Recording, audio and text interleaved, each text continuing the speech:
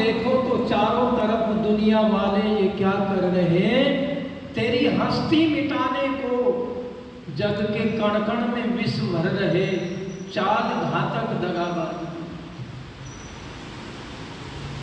देख रहे हैं आज हम नए नए हथकंडे अपना रहे हैं, नई नई पार्टियां, नए नए सारे चोर निकम्मे लुच्चे लफंगे गमन करने वाले, घोटाले करने वाले लोग जो हैं देश को किस प्रकार से दीमक की तरह चाट रहे हैं, देश की संस्कृति को मिटाने पर लगे हुए हैं। और उनकी तो गलती नहीं है, इसके लिए तो गर्दन कटाई है, यज्ञोपवीत के लिए, चोटी के लिए बोटी बोटी कर दो, चाहे मेरी इस शरीर की उड़ा दो, खंजर से उड़ा दो, चाहे मेरी बोटी बोटी को, पर दूंगा नहीं चोटी को, मैं दूंगा नहीं चोटी को।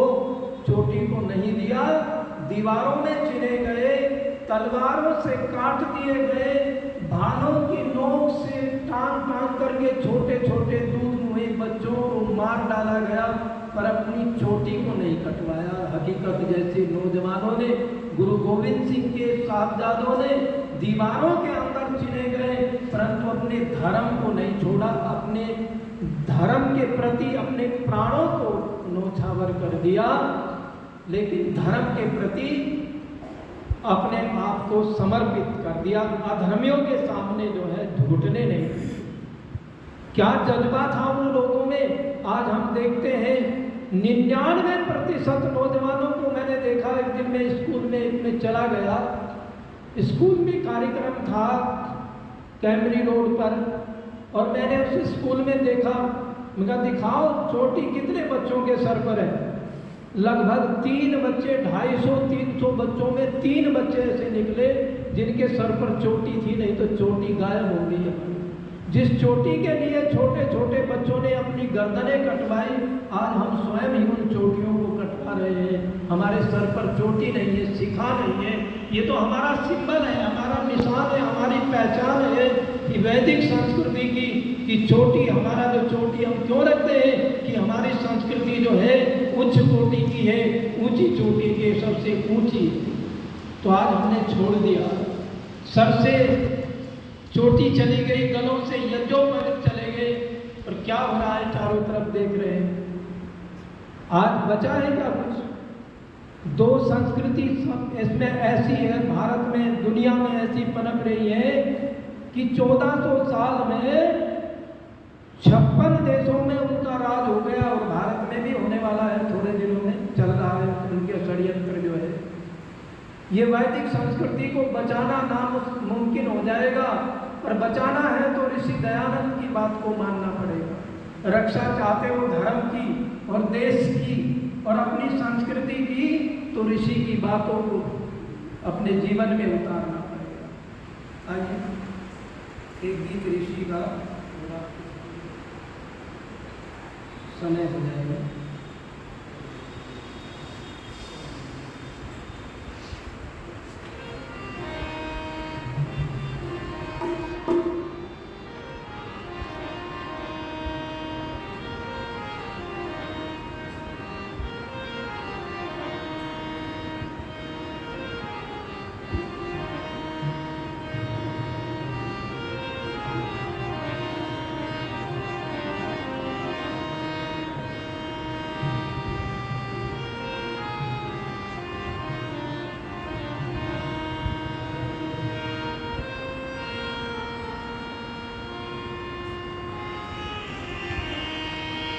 अरे हमने कितनी बड़ी भूल की, कर बैठे नादानी।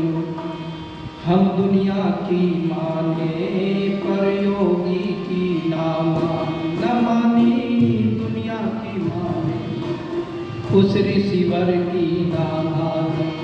अरे हमने कितनी बड़ी भूल की, कर बैठे नादानी। हम दुनिया की माने, ऋषिवर की बात न मानी। हम दुनिया की माने, ऋषिवर की बात न मानी। ऋषि ने बताया हमको प्रभु निराकार है, सर्वशक्तिमान सारे विश्व का आधार है। ऋषि ने बताया हमको प्रभु निराकार है, सर्वशक्तिमान सारे विश्व का आधार। क्या गगन क्या धरन क्या पवन आग पानी, अरे हमने कितनी बड़ी भूल की कर बैठे नादान। दुनिया की माने ऋषिवर की बात न मानी, दुनिया की माने ऋषिवर की बात न मानी। अरे हमने कितनी बड़ी भूल की कर बैठे नादान।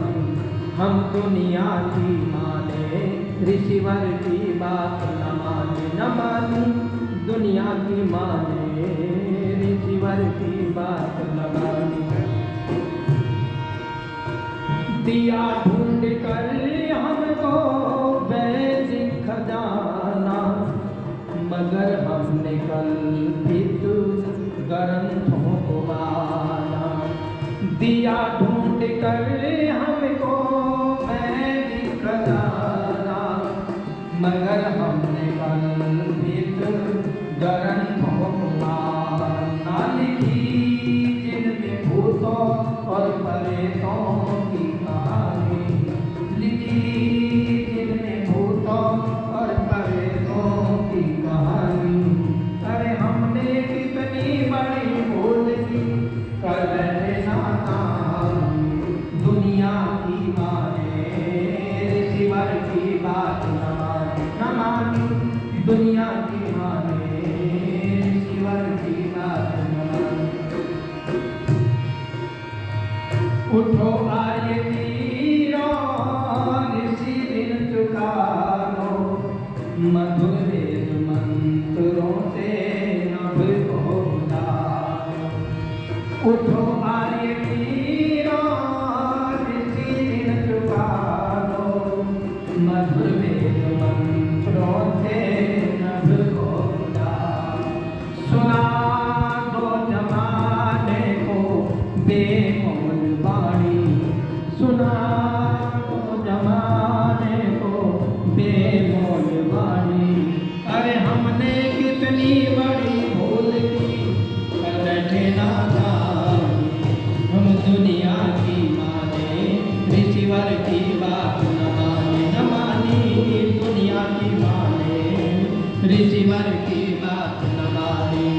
अरे हमने कितनी बड़ी भूल की कर बैठे नादान। दुनिया की माने ऋषिवर की बात न मानी, दुनिया की माने ऋषिवर की बात न मानी। दिया ढूंढ कर हमको वैदिक खजाना, मगर हमने कल्पित ग्रंथों को माना।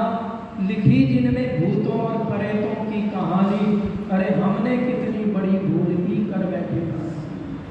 ऋषि ने बताया प्रभु निराकार है, सर्वशक्तिमान सारे जग का आधार है। क्या गगन क्या पवन क्या धरन आग पानी, वह परमात्मा को कण कण में रमा हुआ है। परमात्मा न तस्य प्रतिमा अस्ति, परमात्मा की कोई मूर्ति नहीं होती है। ये वेद कह रहा है, वेद की सुक्ति है। न तस्य प्रतिमा अस्ति, अर्थात परमात्मा की कोई मूर्ति नहीं होती। वह तो निराकार है, निर्विकार है, सर्वशक्तिमान है, सर्वेश्वर है, अभय है, निर्भय है, निरंजन है। उसकी तो महिमा अपरंपार है। तो इसलिए हमें ऋषिवर देव दयानंद की बातों को बढ़ाना है, उन्हें फैलाना है।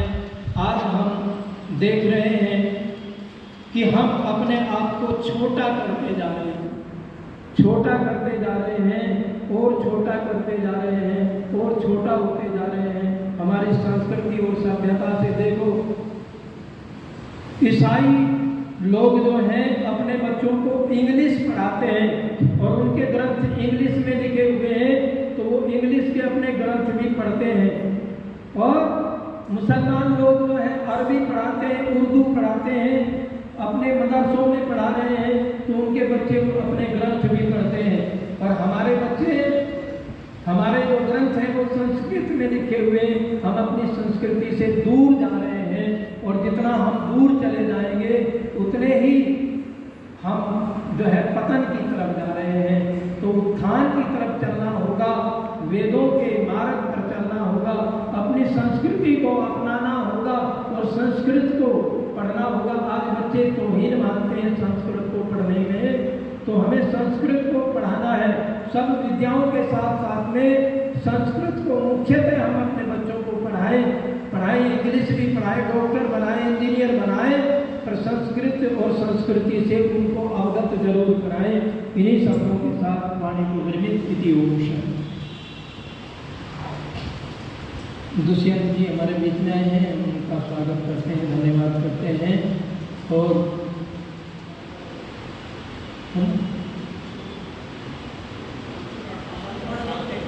और